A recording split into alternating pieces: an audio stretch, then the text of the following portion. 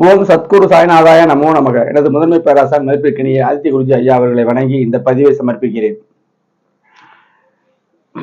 சந்திரன்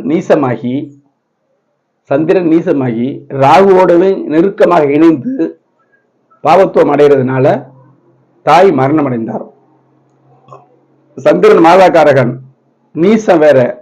ஸ்டெப்பா பாருங்க. எனது பேரரசன் அவர்களுடைய கிரக பாவக சுபத்துவ பாவத்துவத்தின் அளவீடுகளை பார்த்தோம்னா ஒரு ஜாதகத்துல நம்ம சொல்லிடலாம். நானே சொன்ன விஷயம் தான் இது. அதைத்தான் இதை விளக்க போறேன். அதுக்கு முன்னாடி எனது அஸ்ட்ரோ சாய் செல்வம் அப்படிங்கிற யூடியூப் சேனல்ல 1300க்கும் மேற்பட்ட கல்வி, வேலை, தொழில், வெளிநாட்டு வாழ்க்கை, திருமணம், 2ஆம் திருமணம், குழந்தை பேரு, இந்த மாதிரி அத்தனை விஷயங்களையும் கிரகபாவ சுபத்துவ சூழ்ச்சிமூல கோட்பாட்டின்படிதான் நான் வீடியோ போட்டிருக்கேன். பாருங்க, சப்ஸ்கிரைப் பண்ணுங்க, லைக் பண்ணுங்க, ஷேர் பண்ணுங்க. எந்த ஒரு விஷயம் ஜோதிடத்தில் உங்களுக்கு வேண்டுமானாலும், ஜாதக பலன்கள் வேண்டுமானாலும் இந்த திரையில் இருக்கக்கூடிய 90 80 57 13 70 அப்படிங்கிற வாட்ஸ்அப் நம்பருக்கு தொடர்பு கொள்ளுங்க. கிரக விளக்கத்தோடு தெளிவாக பலன்களை கேட்டு அறிந்து கொள்ளலாம். திருமண பொருத்தம், திருமணம் ஆகி வாழ்வு எப்படி இருக்குங்கிற அனுகூல பொருத்தத்தை பார்த்து சொல்றேன். அதுலயும் கிரக விளக்கத்தை தான் நான் சொல்றேன். சிசேரியன் குறிப்பதற்கு நமது பெற்றோர் ஜாதகத்துல 5ஆம் பாவமும் குருவும், அதாவது நமக்கு குழந்தை பேரு எப்ப கிடைக்கிறதுனாலதான் நம்ம சிசேரியன் குறிக்கிறாங்க. கருவுற்று பிறக்க போற நேரத்தில் நம்ம சிசேரியன் குறிக்கிறாங்க. எத்தகைய தரத்தில் பிறக்கும் அப்படிங்கிறத நம்ம ஜாதகத்துல பார்க்கலாம். 5ஆம் பாவம் குருபவான், அதனுடைய சுபத்துவ பாவத்துவ நிலை, குருபவான வீடுகள், 5ஆம் பாவாதிபதியுடைய வீடுகள், இது ஒரு நுணுக்கம். அந்த சுபத்துவ பாவத்துவத்தின் அளவீடுகளை பார்த்து நம்ம தைரியமா நம்ம குறிக்கலாம். நல்ல குழந்தை தான் எல்லாரும் கேட்போம்ங்க. நம்ம குறிக்கலாம், நல்ல அமைப்புல குறிக்கலாம். லக்கணம் நல்லா இருந்து, லக்கணாதிபதி நல்லா இருந்து, இந்த ராகு காலத்துல பெறக்கூடாது, ஆண் காலத்துல பெண் பிறக்கக்கூடாது, பெண் காலத்துல ஆண் பெறக்கூடாதுலாம் விட்டுட்டு, சனிக்கிழமை பிறந்தா தப்பா போகும், அதெல்லாம் விட்டுட்டு லக்கணம் நல்லா இருக்கணும், லக்கணாதிபதி நல்லா இருக்கணும், லக்கணத்தை சுபர் பார்த்தா மேன்மை, ராசியை சுபர் பார்த்தா டபுள் மேன்மை. ஒரு ஜாதகத்தில் 5ஆம் அதிபதி மறையக்கூடாது, 9ஆம் அதிபதி மறையக்கூடாது, யோக திசைக்கு வரணும். இதுல ஏதாவது ஒன்று விடுதலாகும். நம்ம மெஜாரிட்டியா சுபத்துவமா இருக்கிற மாதிரி தேர்ந்தெடுக்கலாம். அப்படி தேர்ந்தெடுக்கிறது பெற்றோர் ஜாதகம் வேணும், அதை சொல்ல வர்றேன். அப்படி குறிச்சு கொடுக்குறேங்க. இப்ப வீடியோக்குள்ள போவோம். சந்திர நீசமாகி ராகுவுடன் பாவத்துவம் ஆகி தாய் மரணம் அடைந்த விஷயத்தை சொல்றேன். இப்ப இந்த ஜாதகத்தை இவர் இந்த பார்த்த ஜாதகம், இவருடைய தாய் தான் மரணம். 15/2/1993 பிறந்திருக்காரு. இப்போது 34 வயசு. கேட்ட 3ஆம் பாதத்துல பிறந்திருக்காரு. புதன் 4 வருஷம் 11 மாசம் 24. இது போதும். இப்ப என்ன தசாபதி நடக்குதுங்கிறத பாத்துக்கலாம். சந்திரன் நிலையத்தான் நம்ம பேசுறோம். தாயாரை பத்தி தேய்பிரை தசமி அமாவாசைக்கு 2 நாள் முன்னாடி வருது.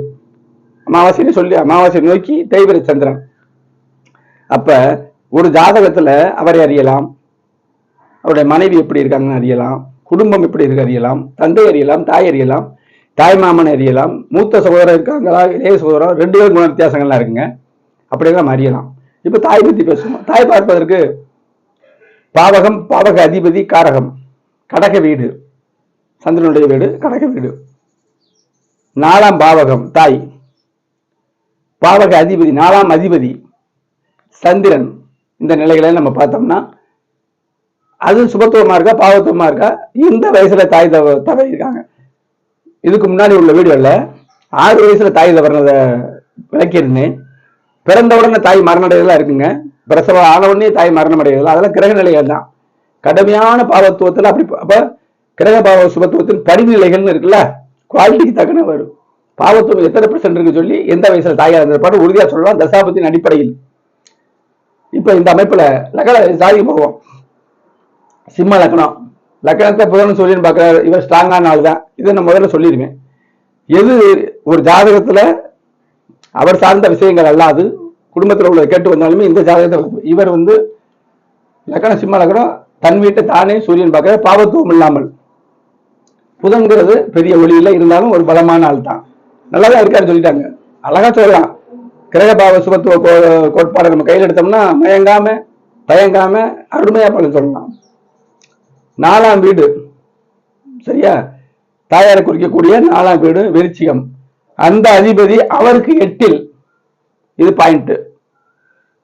4ஆம் அதிபதி அவருக்கு 8ல மறைகிறாரு. ஒரு விஷயத்துல பலன் இருக்காது. எல்லா எல்லா கிரக பாவங்கள் தொடர்பு கிரக தொடர்புகள் இருக்கும் பொழுதுதான் அந்த பினிஷிங் ஆகும் அந்த பலன். 4ஆம் பாவாதி 4ஆம் இடத்துக்கு 8ல மறைய சந்திரன் இங்க வந்து இருள் அமைப்புல வந்துறாரு. இங்க வந்து வேற கிரகம் இல்ல, சந்திரனே நீசமாகிறாரு. நல்லா பாருங்க, சந்திரனே நீசமாகிறாரு. கடக விட்ட சனி பார்க்கிறாரு. எப்படிப்பட்ட சனி? செவ்வாய் பார்த்த சனி. செவ்வாய் பார்த்த சனி பார்க்கிறாரு. சனி செவ்வாய் நேருக்கு நேரம் பார்த்திருந்தா இன்னும் சின்ன வயசுல போயிருப்பாரு. இப்ப 33 வயசுல தான் தாய் இறந்திருக்காங்க. அருமையான கோட்பாடு. எப்படிப்பட்ட கோட்பாடு ஆராய்ச்சி பண்ணி குருநாதர் சொல்லியிருக்காரு பாருங்க. இதை விட்டுட்டு எதுல தேடினாலும் ஜோதிடம் வராது. வேற அமைப்புகள் எல்லா ஜோதிடருமே ஒவ்வொருத்தரும் ஒவ்வொரு வழியில போறோம். எங்கள் குருநாதர் தான் உயர்வு நான் சொல்ல வரல. யாரு எந்த முறையில பார்த்தாலும் இறுதியால் தானே வந்தாகணும். சரியா? அந்த மாதிரி செவ்வாய் பார்த்த செவ்வாயின் 8ஆம் பார்வை வாங்கி சனி பார்க்கிறாரு சிம்ம வீட, இத கடக வீட, தாயார் வீடு. அந்த சந்திரன் நீசமாயிட்டாரு.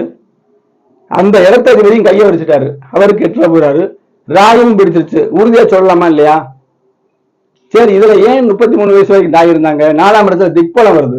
திக்பலம்ங்கிறத ஐயா தான் சொன்னாரு. திக்பலம் வருகிறதுல அப்ப ராகுல இணைந்தாலும் அதான் திரும்ப திரும்ப சொல்றேன், கிளிப்பிள்ளைக்கு சொல்ற மாதிரி கிரக பாவக சுபத்துவ பாவத்துவத்தின் அளவீடுகள் ஒட்டுமொத்தமா அப்படி அள்ளி போட்டக்கூடாது. அதுல என்ன அளவு இருக்கு, எப்படி இருக்கு அப்படின்னு பார்க்கணும்.